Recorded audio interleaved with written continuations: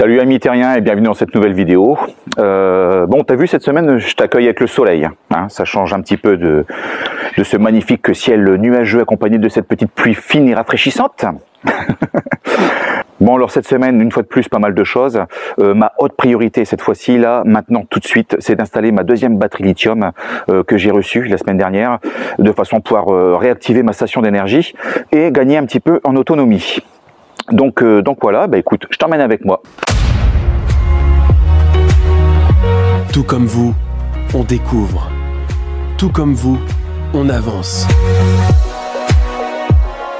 Nous, c'est la famille Lefebvre. Avec nos 3 enfants, suivez-nous et découvrez la vie de famille à bord de notre camping-car.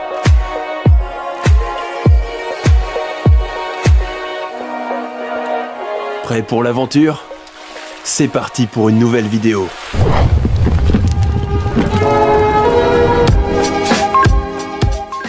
Bon bah voilà, ça y est, c'est fait. J'ai démonté mon coffrage, j'ai réinstallé ma batterie et puis bah voilà, j'ai réactivé le système. Alors je suis pas rentré dans le détail technique hein, parce que je voulais pas non plus t'ennuyer avec ça et je ne voulais pas attirer les foudres de la gente féminine. Papa, t'es pas cool à ton électricité. Mais bon voilà, donc c'est fait, c'est installé et ça fonctionne, je suis super content. Donc bah, j'ai doublé mes batteries et ma capacité de stockage, donc ce qui m'a nettement amélioré mon autonomie. Et donc là tu vois les deux batteries sont à 26% pleines et je suis à 36 heures d'autonomie. Ah, enfin, je respire. Donc voilà, alors attention, hein, tout dépend des appareillages qui sont connectés, qui sont lancés, qui sont activés, qui sont allumés.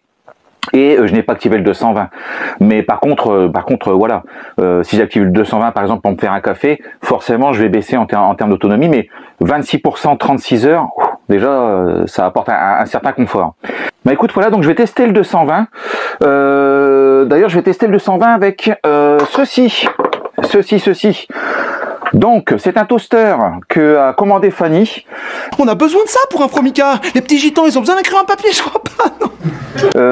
Et d'ailleurs, je remercie Fanny car elle a fait attention à la puissance de l'appareil. C'est-à-dire que du toaster, tu vas de 1400 watts à 2000 watts. Là, elle a réussi à trouver un toaster qui fait 750 watts. Alors c'est pas de la marque, mais bon voilà, ça permettra de faire des petites tartines grillées. Donc je vais le tester avec ça. Alors, par contre, t'as vu, en termes de câbles, les mecs sont super radins quoi. En gros, il faut que je fasse griller mes tartines par terre quoi, tu vois. Donc bon, je vais mettre une rallonge, c'est pas très grave. Bon alors du coup, tu vois, j'utilise une rallonge extensible hein, pour brancher mon toaster. Bon, c'est un peu l'usine à gaz, mais c'est pas très grave. Je vais le mettre au maxi. Ouais, ça chauffe, impeccable. Ça sent le brûler, mais je pense que c'est parce que l'appareil est neuf en fait. Bon alors bien sûr, je peux brancher qu'un appareil à la fois. Hein. Si je branche bien sûr le toaster, le micro-ondes, plus la machine à café, plus le presse-agrumes en même temps, bah tout saute bien sûr. Mais bon voilà, un appareil à la fois. Je suis en 220, je suis autonome, je suis un homme heureux. Bon alors c'est pareil, tu vois, maintenant que j'ai doublé la capacité de stockage en termes d'énergie au niveau des batteries lithium, bah, je viens de regarder, je suis à 50 watts en termes de charge au niveau des panneaux solaires, donc 3 fois rien. En gros, il me faut 1 jour et demi en fait pour pouvoir recharger mes batteries. Ce qui fait que l'idéal c'est quand même de pouvoir partir charger avec les batteries à 100% et comme ça après t'es tranquille quoi. Bon alors là tu vois c'est pareil, hein, on avait confectionné des rideaux pour les lits des enfants de façon à respecter leur intimité en fait, et ils les avaient déchirés, j'avoue que bon, on les avait fait peut-être un petit peu rapidement les rideaux, donc bah écoute, la maman de Fanny s'en est occupée, hein, elle a refait des coutures solides, et donc je vais pouvoir réinstaller tout ça tranquillement. Au niveau de la fixation, bah tu vois c'est super simple, hein, c'est-à-dire que j'ai mis des petits crochets comme ça. Voilà, et puis je viens fixer le câble. C'est élastique, c'est flexible et ça permet de maintenir le rideau correctement quand même. Pareil pour de l'autre côté, tu vois, crochet. Voilà, je vais le mettre comme ça.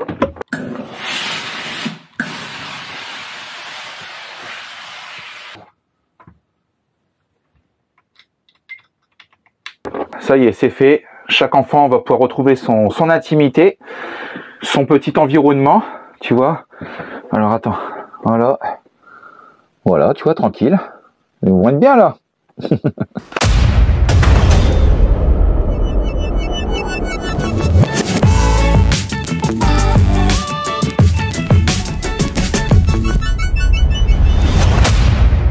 Bon, pour ma part, bah écoute, je vais aller chez le coiffeur, t'as vu, ça pose vite, hein, c'est un truc de fou.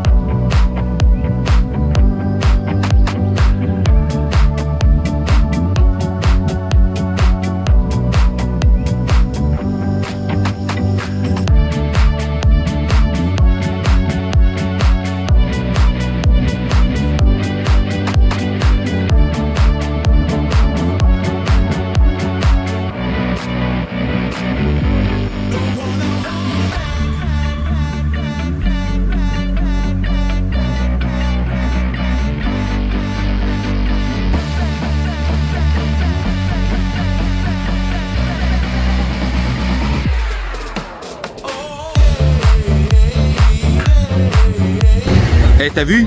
C'est mieux comme ça, hein. Là, nous sommes à Nantes et je t'emmène. Je t'emmène. Alors tu sais, chez les Lefebvre, on se déplace pas sans un minimum de culture ni d'histoire. Voilà. Alors Romuald, tu vois, quand il sort sa femme, bah forcément, c'est dans un endroit où elle va apprendre quelque chose. Donc, il y a un petit peu moins de 200 ans, Jules Verne est né à Nantes, dans une petite maison, 1828 exactement, au mois de février. Et exactement aujourd'hui, là où je te parle en vidéo, on va dîner ensemble avec Fanny, tu vois, tranquillement. Et puis la table sera dressée exactement à l'endroit où il avait son berceau. Le restaurant s'appelle Un Nouveau Monde et c'est la maison de Jules Verne en fait. C'est là où il est né.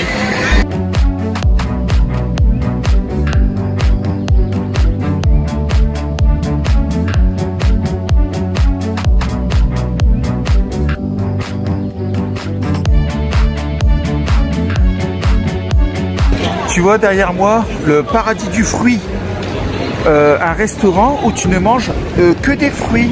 Ah bon? Bah oui, c'est important. Là-bas, tu prends bien tes 5 fruits et légumes. Hein. C'est clair.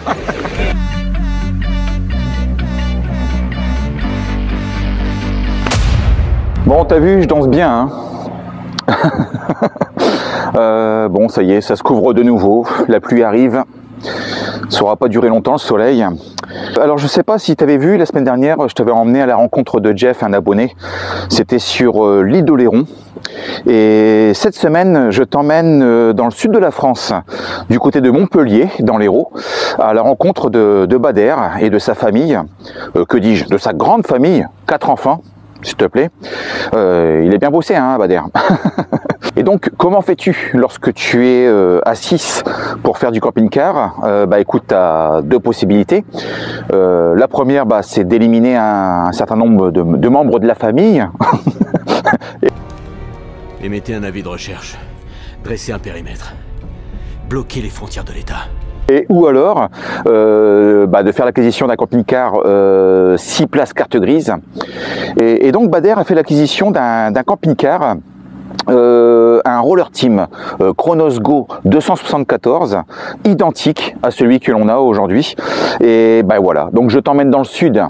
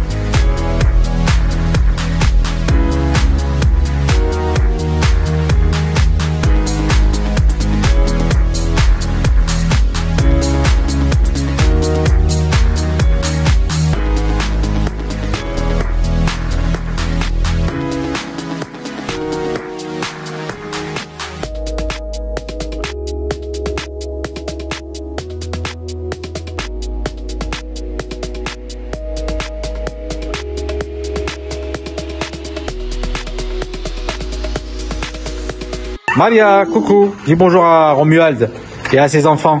Elina. Et Adam. Salut enfants terriens, j'ai trop hâte de jouer avec vous. Coucou Bader, bisous aux enfants.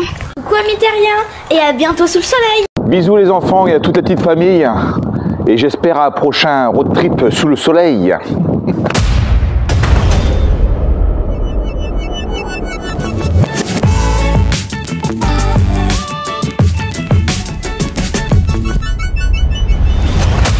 Bon là t'as vu, ça donne quand même envie de partir, hein. Franchement, de belles images, du beau temps. D'ailleurs, qu'à cela ne tienne, je recharge le camping-car et c'est parti, on redécolle dans la foulée. Alors je sais pas trop à vrai dire, parce que je pensais partir dans le sud de l'Espagne à la recherche de beau temps et de chaleur, et notamment en passant par Valencia. Mais je viens de checker la météo et c'est quand même pas brillant quoi, hein. C'est pas non plus de la grosse chaleur, c'est assez mitigé, hein. Soleil, nuages, pluie, soleil, nuages, pluie. Donc du coup je manque un petit peu de motivation si tu veux pour faire autant de distance. Et donc là tu vois, je charge le véhicule, je prends Néo avec moi, je trace la route. Je sais pas où encore exactement, en tout cas ça va être en direction du sud pour le moment. Je vais essayer de trouver un endroit sympa, un spot sympa, et puis dès que ça sera fait, j'appelle Fanny et puis elle me rejoint en train avec les filles en fait. Oh, ça va être long la route. Donc voilà, bah écoute, j'espère que cette vidéo t'aura plu. T'as vu, elle est un petit peu courte, mais bon, c'est que j'ai un métier à côté, hein. Et puis il ne me reste plus qu'à te souhaiter une bonne fin de dimanche, et puis je te dis à la semaine prochaine. Ciao.